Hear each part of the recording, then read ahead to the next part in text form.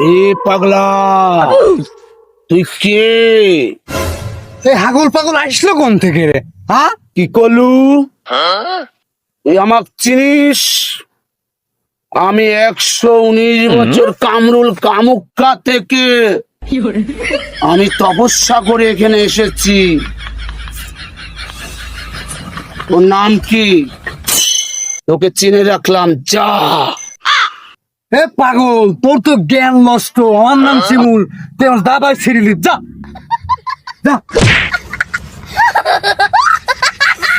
रुको जरा सबर करो बोला धक्का बुक्की नहीं करने का। সমস্যা নাই, তোকে 1 ঘন্টার মধ্যে আমি দেখে নেব।